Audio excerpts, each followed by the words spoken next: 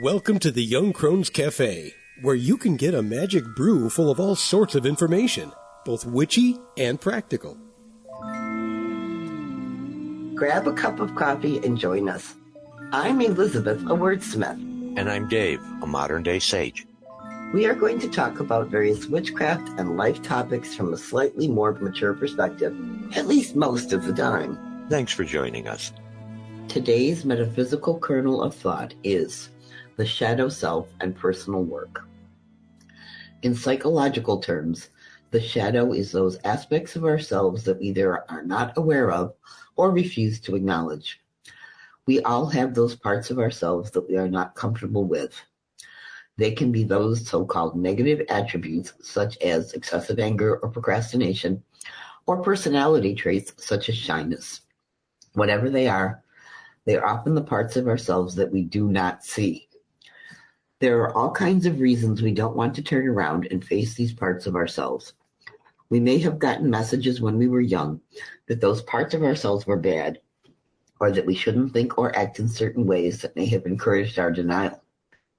We may have learned through interactions with others that they won't like us if we display certain traits, or that they hold us back from being successful in life in some way.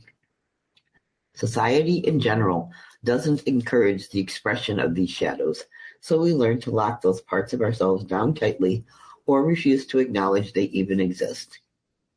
A part of the path is learning it is essential that all parts of ourselves become fully integrated into our beings so that we are healthy and more able to work intentionally with who we truly are.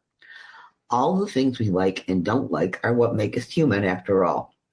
It is important to remember that all of us have shadows of various sizes that follow us whether we choose to recognize them or not.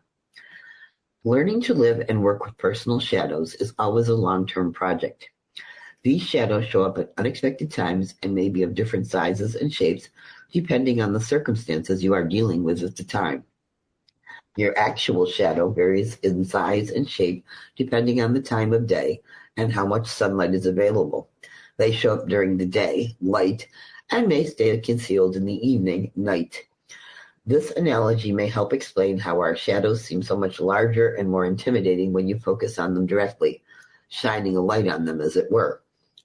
We all need to take the time to sit with ourselves, to learn about who we are.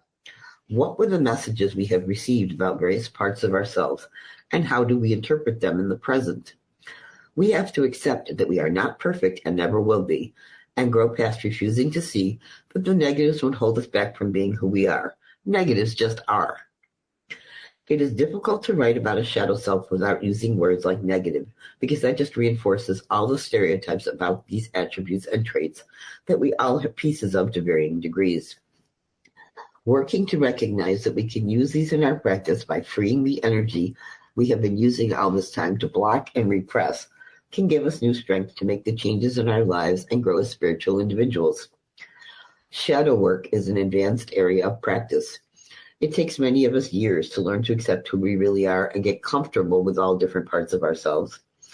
Beginning to recognize that we all have shadows is the first step. If you wish, take the time to think about the whole concept of having a shadow self without judging.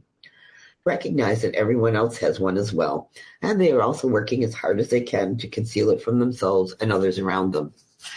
One of the first things we learned as we started shadow work was to consider flipping the script on some of these traits to look at them in different ways.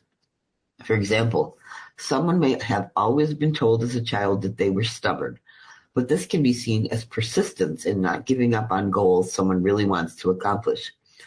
Sometimes the biggest changes in ourselves occurs when we learn to recognize that the reality may be vastly different from the messages we internalized from outside sources. Good evening, Dave. How are you doing tonight? I'm well. How are you, Elizabeth? I'm hanging in there. And happy full moon. And happy full moon. I know this airs a little bit later on. There's a little production delay, but tonight I am looking out at a beautiful, clear full moon just coming up over the trees across the way from the window.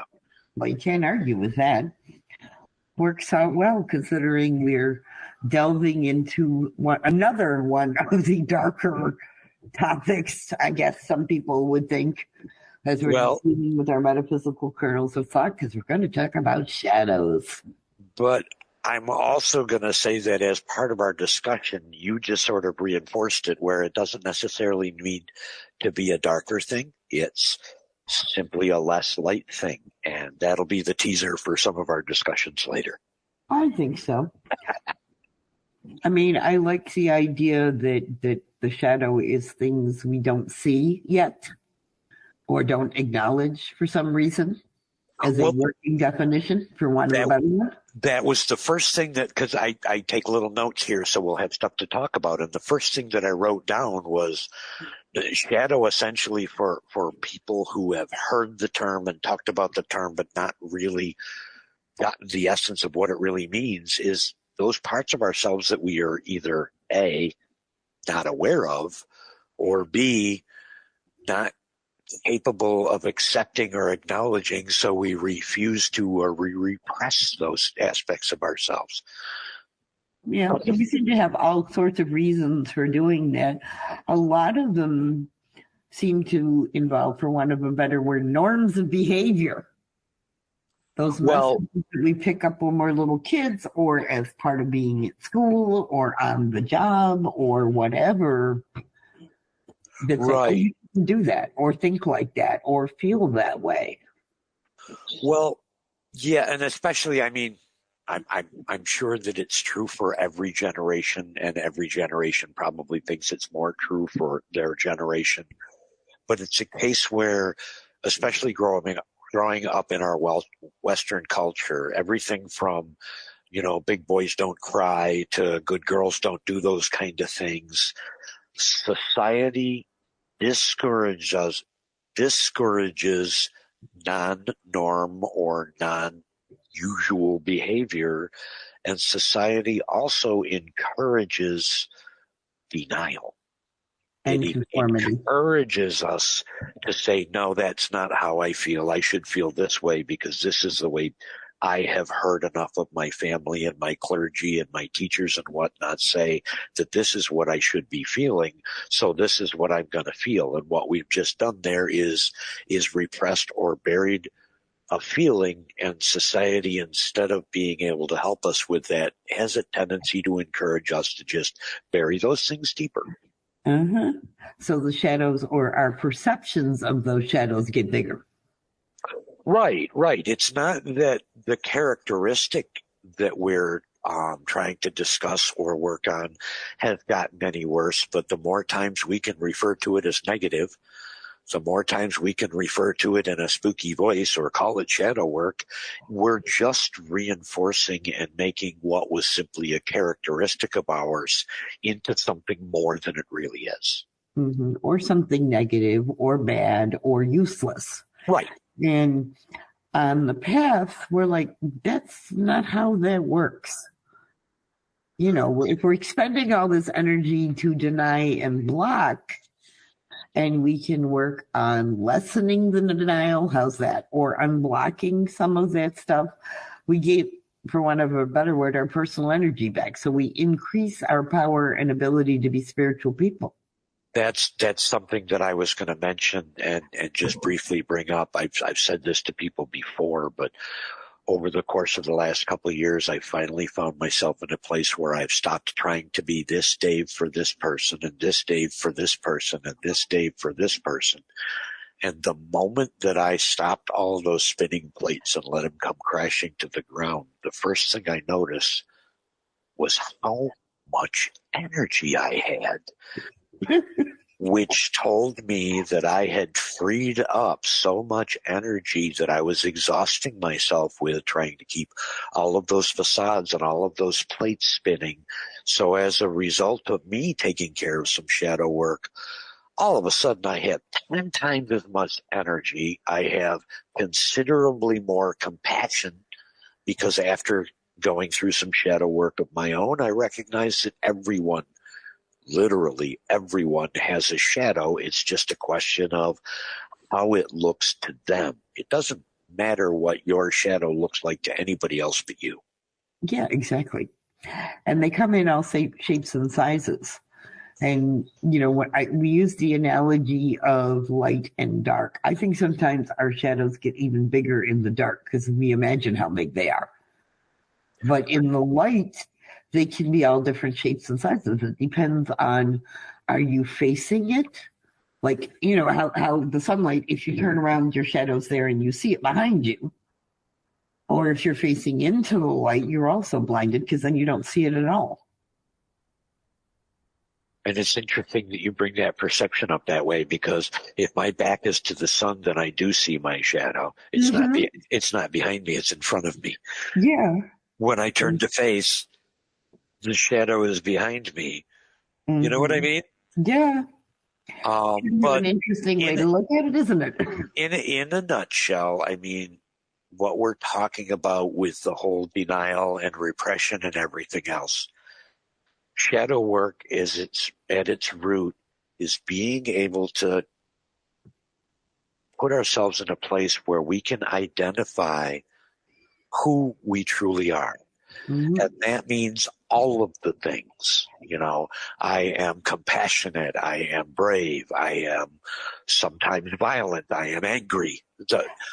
Accept all of those characteristics and then look at which ones that you sort of feel like you would rather put some light into. And it's just about, really, at the end of the day, to me, shadow work is a form of self-healing.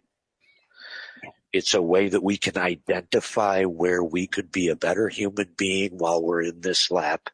And then we take some active steps to act on that, which here again gives us more power and more energy to be able to manifest more of the light and less of the shadow. I think so. And I think, too, when you were talking about where you get to a point where you can identify all those pieces of yourself, I think that's one of the best definitions of that phrase, sit with yourself. Yeah, so that has become one of the frequent buzzwords, along with, well, I needed to find space for this, and I needed to take some time to sit with myself. So other than the obvious round chair that I use in the morning, and that's as far as I'll go with that pun, let me ask you, what exactly does it mean, sit with myself? I mean, how do I, if I'm listening to this podcast and I've heard other people talk about this thing, can you tell me what you mean when you say sit with myself? Okay. To me, it means take some time to focus on what I need right this minute. And sometimes it's literally a minute because we both know how busy I am. But it's putting the focus on my own self and not everybody else. Kind of like staying in your lane. And remember how you said everybody has shadows, and what's important is how my shadows look to me and not anybody else's. Right. It's kind of putting the focus on my own shit. So for whatever reason. So you could say this is almost, well, just a follow-on question, but when I am being taught to sit with myself, is that something where, I mean, do I need to meditate, or do I need to be doing something specific to have myself in a physical state? Do I need to be in sacred space? These are questions that I'm sure people are curious about. Okay, I think this is where you take that moment and listen to that internal spark, because it will tell you what you need. Maybe for something that's really deep and heavy, a giant shadow, for instance, or what you see as a giant shadow. Maybe you need to create some sort of sacred space and ask for help from the energies that you practice with to look at it and give you the I don't want to use the strength, but the personal wherewithal to look at it for what it is. Well, and I love the idea of being able to go into that sacred space and know that I'm not alone. I've actually asked for ancestors' help or elemental help or something like that. I can see that at least being a comforting thing, that I'm not going to be rudderless. Yeah, and sometimes it just means turning off your phone for 10 minutes and thinking about something that's shadowy, for want of a better word, that pops into your head. I don't think sometimes we get those thoughts for no reason. Well, and a lot of time we're so busy thinking other things that my whole thing with meditation is, just give your brain a break and listen to your spirit. I think that's the biggest part of it, because that internal spark, for want of a better word, knows what we need to work on now, or what we need to acknowledge, or as you said, we deny, and we're putting all that energy. It knows where you're putting that energy. Good point. Good point. I like the way that you said that. And it can give you the freedom, even if it's for 5 minutes. We are not saying you have to go off and, meditate on a mountain somewhere, or, go on a spiritual retreat, although people do that. You have to figure out for you what sitting with yourself involves. And it's not a one and done thing either. Well, that's just it. I mean, I think in the case, using myself as an example, and during the process of grieving for Susie's passing, love you, sweetheart. Always love to have you here. But what I think I did was a ton of shadow work scattered in moments over the period of 6 or 8 months. Yeah. And so you could actually say that my grieving process was a form of shadow work, or the adjustment process of a service person coming back to the States, and that culture shock is going to create a moment of shadow work where we're sort of sitting with ourselves and redefining and re-understanding and sort of re-inventorying. All right, exactly who is Dave, and what do I love about Dave, and what do I think I could love better about Dave? There you go. Because one of the things we talk about is very often what creates shadows within ourselves is those messages that we've internalized over the years from wherever they came. Oh, yeah. I mean, think about it. I will forever honor and love my father, but oh my God, did he install some garbage in my head? And I think we can all get to a point in our lives where we understand that. Mm-hmm.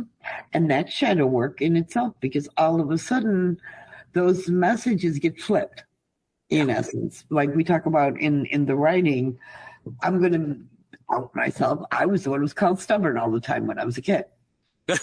My mother was convinced I was the stubbornest girl on the planet. No. No. No, not Elizabeth. No, because I wouldn't quit. You know what I'm saying? Other people would have given up long since and gone home. Amen that you haven't quit, lady. Amen that you haven't quit. Exactly. I do not have quit in me. But now I recognize that it's persistence. Yeah. That doesn't mean I can't shift course and try something new. Well, but I am going to persist on trying, goddammit, until I figure it out. Stubbornness, persistence, trash and treasure. It's a matter of vocabulary at that point. It is a trait of yours that you will continue to carry through an effort till its end. Yes. And when you define it that way, it actually sounds like a pretty positive and admirable quality to have. Yeah, persistence. But when we were called stubborn brats when we were a kid, we internalized that stubborn is shadow stuff. Exactly. No, I'm a determined son of a gun, you know? Yeah, and I'm going to keep finding solutions. It may not be the one that I started out thinking was the right one and persisted trying to reach. But as I get older, my persistence says, okay, there's a problem that needs to be solved. And I need to look at multiple solutions and find the best one. Yeah. And another part of the sit with myself is, I know for me, even when I've intentionally tried to do shadow work, you'll go in to fix one problem and you realize that you fixed 3 or 4 other problems which needed to be fixed. But at the same time, all you did is dance around and never actually address what it was that I set out to work on. Mm-hmm. And that's something that I think just comes with growth and experience, to be able to recognize, now let's stay on what we decided up there in the mundane realm was going to be the focus of today's deep dive into Dave. Mm-hmm. And sometimes that works, and I think sometimes our internal spark. It's like, oh, he's paying attention. Let me show him this, this, and this. Sure, yeah. You know, You used a metaphor of sunshine with the shadow in the course of the reading. Could you give me more on that sun and shadow, just because it seemed to be something that I would really be able to identify with? Okay, we were talking about it before. If you're looking into the light, you have a shadow. If you're facing the sunny day or the lamp or whatever, you have a shadow, but it's behind you and you don't see it. Okay. And when you turn around so that you're actually shining the light through you, you see your shadow. Okay. And you may not see it at nighttime, but it's still there. But the idea is your shadow differs depending on focus, for want of a better word, or even what time of day it is. Well, that's what I was getting at. Is you had mentioned in the reading about time of day and how we tend to label and think about shadow as being a static thing, but it's going to be different depending upon the time of day, the time of our monthly cycle, the time of our life, what we are going through. So all of our shadows are kind of moving targets. I think so. And that gives, and when you think about it, that gives you the ultimate power over your shadow, because you recognize that in a lot of ways we are choosing how big we make them. Yeah, good point. Or choosing to make the ones that we've carried around too big for too long, choosing to consciously make them smaller. Mm-hmm. Yes, and by changing your focus, and like I said, it isn't until we turn away from facing into the light where everything is all wonderful and sunny and bright that we see our shadows. Gotcha. Now I understand the metaphor better. Yeah. It kind of works. Sure. It's hard putting some of the stuff into words. You said something else in here. I'm sorry. Did you want to cover that more, or are we moving on to another? So the next note that I have here is you make a statement, and I flippantly told you that I was going to argue this point with you, but what I want to do is just talk about it.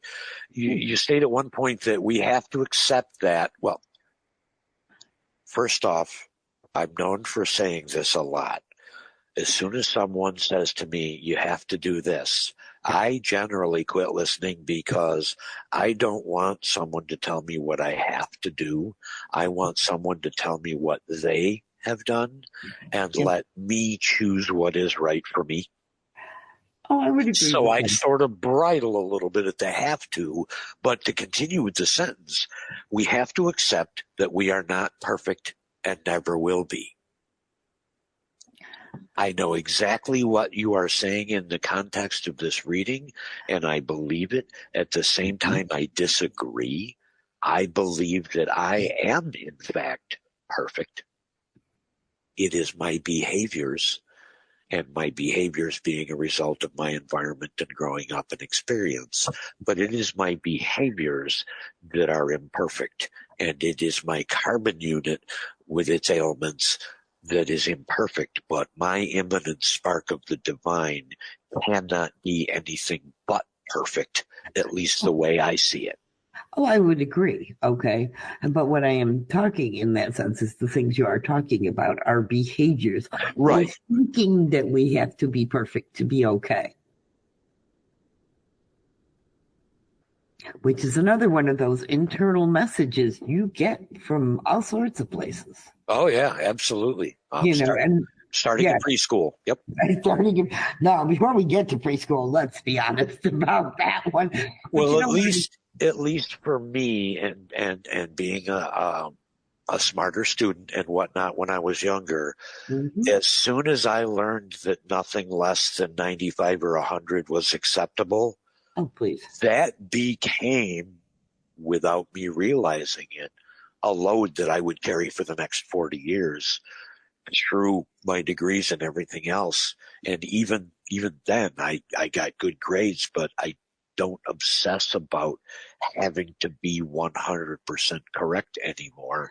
And for me, being honest to everybody out there, that has been some serious shadow work for me to accept that I'm not always going to nail it, and be okay that I'm always going to try my best.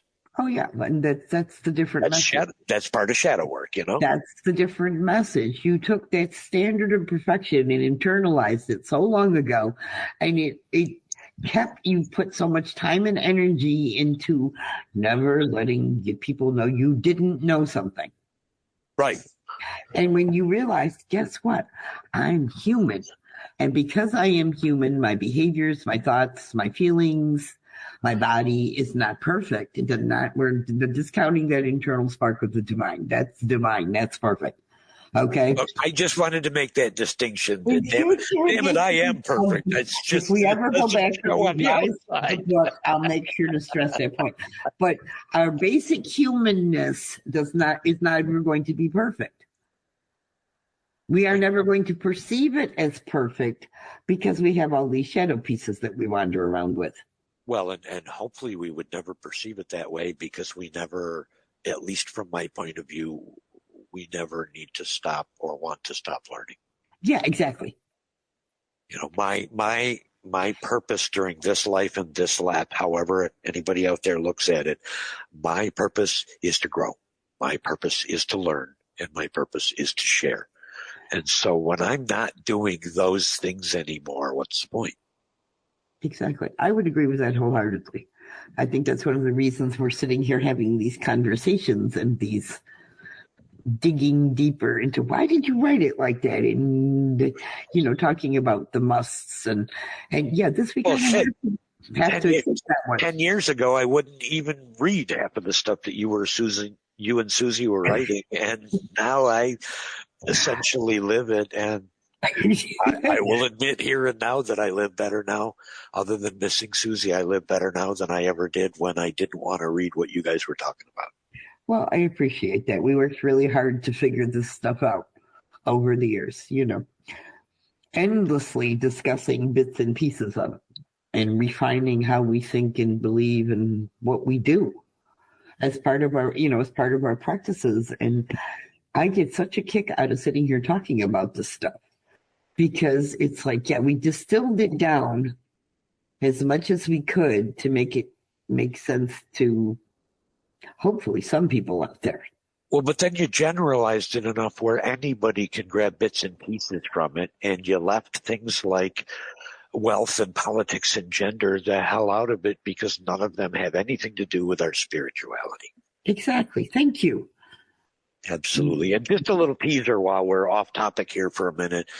Elizabeth and I are kind of excited this week because we just finished the post-production process of putting the next book for The Path through Amazon this week. So we'll be getting our author's proof copies in a few days, and look forward to hearing more about the next book to come out about The Path. Yeah, we're having fun with this, aren't we? Yeah, we are. I have survived. You got through another book process. This time I was a lot more involved with it. I have a lot more respect for the amount of time and amount of focus and amount of intensity it takes sometimes to be able to create something like this. But I'm proud as hell to be a part of it. Well, thank you. I'm glad that you were a part of it, because I find I write better when I can have somebody else look at it and say, is this really what you meant to say here? Right. I think it helps, especially when we're talking about spirituality, because spirituality is such an individual thing. But, there was a brief discussion today at work about spirituality is such a personal and individual and internal thing. And yet, the best way we learn more about our own internal spirituality is when we are talking to someone else about their own internal spirituality. It's as if we have to talk to other spirits to be able to help define who our spirit is. I would agree with that completely. And see, all those another. conversations we had all those years in the background were there for a reason. Oh yeah. Sue's laughing at you right now. You do know that, right? Oh yeah, yeah, yeah. Mhm. Because I would usually have my music on and have one headphone cracked just a little bit in case she called out to me, Uh-huh. and I would tune you guys out. Little did I know I wasn't tuning anything out. My brain was soaking it up like a sponge. I just didn't know any better. Well, no, now you do, and you're enjoying it. So Yeah.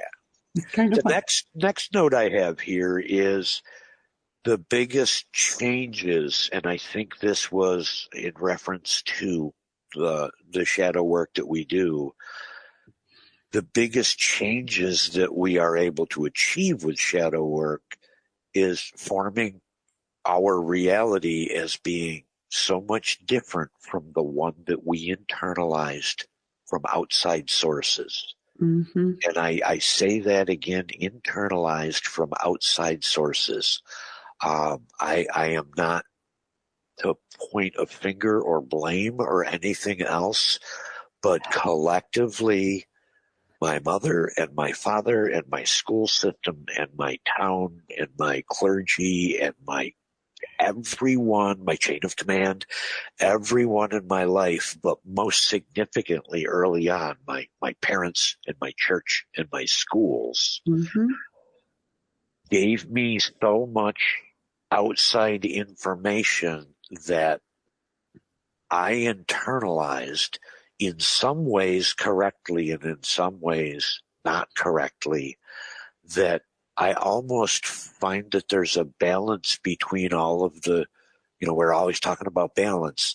I think they taught me as many good things as they taught me things that later on were going to become shadow work.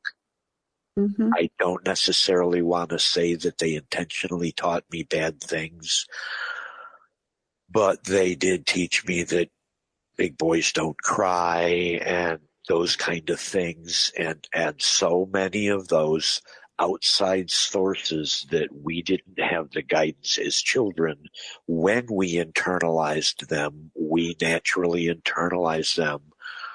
For me, in particular, tones of voice, but with certain emotions attached to these internalizations.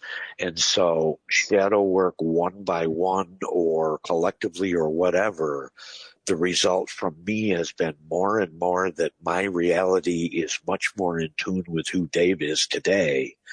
And my reality has come a long way different from what it was built up to be during those formative years.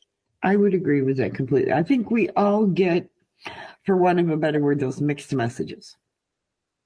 Yeah. I mean, technically our systems are brainwashing us, which is great, except for every good thing they teach us some things that aren't necessarily going to benefit for us later in life, and in some cases create the kind of trauma that ends up leading to shadow work. Sure.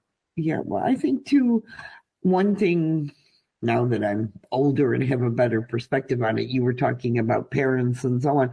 And parents can only teach what they've learned. Yeah. There aren't, you know what I'm saying? Absolutely. They can only parent you in the way they were parented unless they've done some work on themselves and recognized that doesn't work. The way I finally forgave my father for some things was when I was able to realize that when life handed him a multiple choice test and all he could see were answers C and D, the page was all blurry and wet, or he hadn't discovered A and B yet. So he did the best he could of choosing between C and D, both of which were painful for me, but I forgave him because I realized that at that moment in time, he didn't know about A and B, and he did the best that he could. Exactly. And I've forgiven myself for some of the decisions that I've made in my own life, because I can look back and say, for the information that I had available at the time, I did the best thing that I could do at the time. Exactly. And I think that's part of it. And when we recognize that those messages don't match our present reality, that's when we really get into shadow work. I think is the biggest one, is recognizing that the labels that we put on stuff may not quite be the right ones anymore. Well, and I'm stunned now that I do the kind of work that I do. I'm stunned by the amount of people that are doing shadow work and they don't really even realize that that's what they're doing. I mean, I have a couple of friends that are going through some very, very, very intense trauma right now, and they're walking through it and they're learning from it, and they're doing shadow work right and left. They just don't necessarily see that for what they're doing because they're too busy trying to put one foot in front of the other. Yeah. I don't think sometimes, too, that we necessarily have to have a focus on shadow work. Yeah, well, and that's exactly what I'm saying, is sometimes we're doing it without doing it. It's just happening as a part of our progression in life, sure. Yeah, I would agree. And sometimes that's when, like you said, we suddenly wake up and we've got more energy and we're going, what the hell happened? And then we realize that we put some of that stuff down, or we've integrated and accepted those parts of ourselves. Right. And on that integration, I was just inspired with kind of an idea, just as sort of a mental exercise. But earlier on, we were talking about who we truly are is all of the things, all of our personal characteristics. So I would say, looking at my other page of note here, which is stubbornness versus persistence. How about as an exercise, a person could write down 7 or 8 of those things that they think are negative or detrimental, like stubbornness and things like that. Write down a list of 7 or 8 or 10 of them, and then play the stubbornness versus persistence game and see if you can look at that characteristic that you have claimed is yours, but in a negative connotation. Look at their characteristic and see if there's a way that you can see it in a positive light or in a positive connotation. And that in itself might accomplish some shadow work simply by reversing into saying, oh, I'm a fat old guy. Well, I'm not fat. I've lost 60 pounds. I'm not old. I'm still in my 50s. And so I'm pretty damn healthy for my age. There you go. And take some of those words that we use against ourselves, stubborn or cranky or lazy or poor or whatever. And, I'll use poor as an example, although I usually stay out of money and politics. But if I wrote on my list poor, I could look at that and say, I'm not obsessed with making every penny that I possibly can with every moment that I have. I'm comfortable living with a roof and being who I am. So no, I'm not poor. I'm not money obsessed. I'm not trying to play this treadmill game of society's trying to be better and better and better. I'm comfortable with who I am. Stuff. Yeah. Yeah. So sometimes being poor just means, technically the Dalai Lama is poor, but I would argue that he is the wealthiest soul in the world right now. Exactly. So just an idea of taking some of those shadow words, if you will, and just looking at them and trying to see if there's a stubbornness versus persistence kind of positive analog to them. Yeah, flip the script, like we say. Right, exactly, yep. Flip the script, because suddenly now that stubbornness, okay, if I wasn't stubborn, I probably wouldn't be where I am. Amen. Because nobody told me I couldn't. You're stubborn? No, I persisted, and so when I started writing books. Yeah. And that was just, damn it, I'm going to set aside, 15, 20 minutes every day at this time and produce something come hell or high water. Now that might be seen by some as stubborn. But here you are 5 or 6 books into it, and a podcast and a Patreon and a Discord and a website and coffee mugs, and I'd say you made a pretty good change there. I think so, and I, It has awakened dreams in me that somewhere I buried 50 years ago, in terms of I always wanted to write. Your book, A Witch's Poetry, which, shameless plug, but it's available on our website through Amazon. Again, that's A Witch's Poetry by Elizabeth Chapman.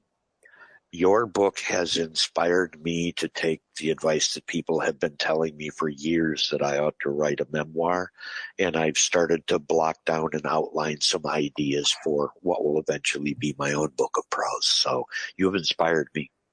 We'll see. And see, the thing is, too, you have to suspend those internal judgments, or those shadows that say, but you don't write as well as everybody else. Oh, I like the way you said that, though. Internal judgments or internal judgmentalists. Yeah. Mm-hmm. Yeah, our internal critics are definitely shadow. Shadows. Oh, yeah. They're probably some of the biggest ones. So shadow work, just to sort of circle back around, is not anything to be afraid of. It's not any more as rare as you would think it is. It's actually quite common. We're all doing it all of the time. Even if we don't know it. You could just say that shadow work is a function of personal growth whenever we recognize that there is an aspect about ourselves that isn't aligned with that immanent spark within us. And I think that's the perfect way to end it. Well, before we fall down another rabbit hole. Well, yeah, it'll happen, especially on a full moon, too. I mean, I'm going to be out on the front porch howling here in a minute. Well, there you go. So with that being said, until the next podcast, and God knows what we'll get up to in the meantime, or along with our podcast, may you find mirth and reverence in all things. Be safe, be kind, and be loved. Witch stones are a divination tool we created as part of our practice that deals with what we call concrete stones, specific types and kinds of energy, and conceptual stones, things and ideas about witchcraft, which can be read with either a seen or an unseen meaning. Recently, we have developed a set of oracle cards using this information. We would like to introduce you to one of these stones right now. Today's Witchstone Spotlight topic is the second set of 4 mental concept cards within the concept cards group.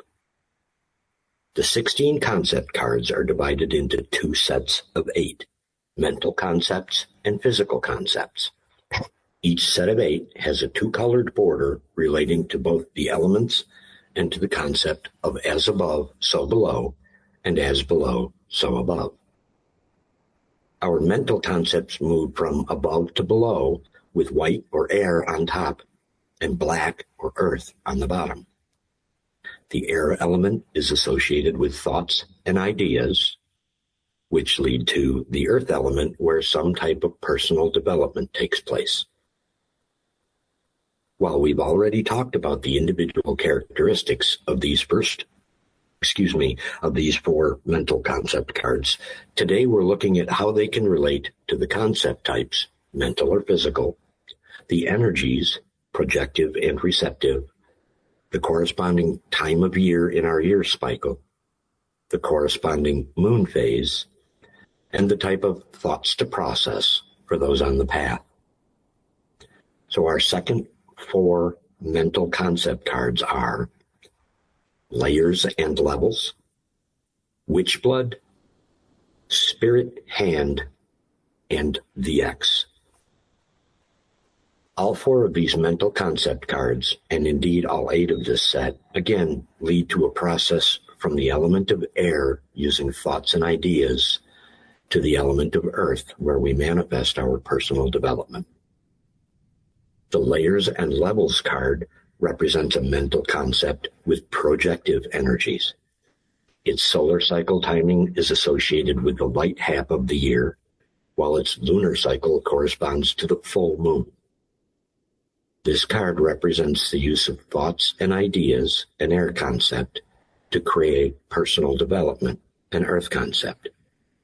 And the thoughts to process for this card are connections to personal work and questing. The Witchblood card represents a mental concept with receptive energies. Its solar cycle timing is associated with the dark half of the year, while its lunar cycle corresponds to the dark or new moon. The card represents the uses of thoughts and ideas, an air concept, to create personal development, an earth concept.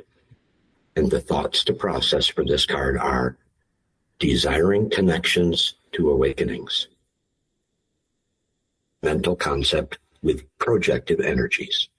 Its solar cycle timing is associated with the light half of the year, while its lunar cycle corresponds to the full moon. This card represents the use of thoughts and ideas to create personal development. The thoughts to process for this card are desire to working on finding connections. And the X card represents a mental concept with purely neutral energies.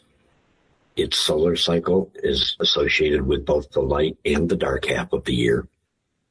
Its lunar cycle corresponds to both the dark or new and full moon.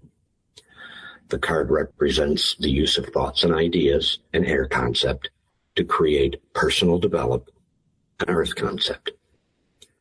The thoughts to process for this card are unknown to stillness. All four of these cards represent the use of thoughts and ideas to create personal development. And each has its own unique thoughts to process, which lead to the lessons within. Our Witchblood card is a mental concept with receptive energies, corresponding to the dark half of the year and to the dark or new moon. The layers and levels and spirit hand cards are mental concept with projective energies. They correspond to the light half of the year and to the full moon. And the X card is a mental concept with purely neutral energies. It corresponds to both dark half and light half of the year. It corresponds to both dark or new moon and to the full moon. Before we go, we would like to present you with a tip or trick or witchy hint.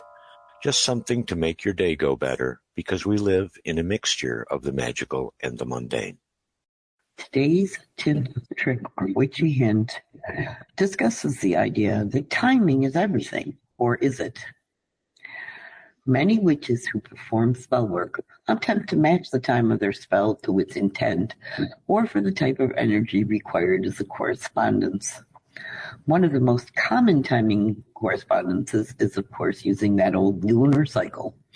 A new moon is for new beginnings, a waxing moon for drawing things to you, a full moon for manifesting something important, and, of course, the waning moon for getting rid of things that don't serve you anymore. Another link to timing is the time of day itself, where dawn, midday, twilight, and nighttime are often used for the same purposes as the lunar cycle. Other witches go on to use where the moon is astrologically for different purposes, matching their intent, or even use different hours of the day for different kinds of spell work. But do you take into account your own personal energies when dealing with the concept of timing? For example, are you a morning person or a night owl? If you have the greatest personal energy available to you first thing in the morning, that might be the best time for you to cast any kind of spell. You feel at your strongest, you are the most mentally alert, and your spirit is feeling this is the best time to accomplish anything. There is no point trying to stay up late at night for a particular late night hour or to have that full effective nighttime if you can't stay awake to do what you want to do. After all, the moon phase is still alive and well in the morning where you are because it is dark on the other side of the planet at that point in time. Many witches get stuck on the idea that the timing of a spell has to match whatever correspondences they first learned when they began practicing. But why not give yourself the best chance of success at what you need a spell for in the first place, and make your magic when you feel most connected to your body, mind, and spirit, regardless of what time it is in your environment?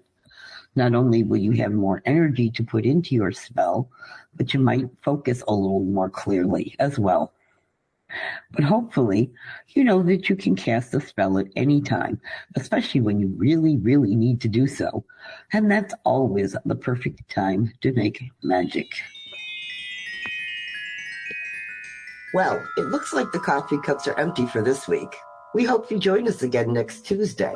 But you can find us at our website, 2youngcrones.com. That's the number 2, Young Crones. We'd love to have you join our growing online Discord community. Check out our new Patreon presence. Just look for Young Crones Cafe. Through Patreon, you'll be able to make it to our Discord. We are also Young Crones Cafe on Twitter and Facebook.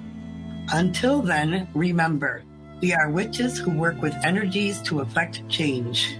We are believers in both immanent and transcendent divine. We are celebrants of the passage of the solar and lunar cycles. We are hedge walkers who pass back and forth between the worlds of the magical and the mundane. We are seekers of knowledge.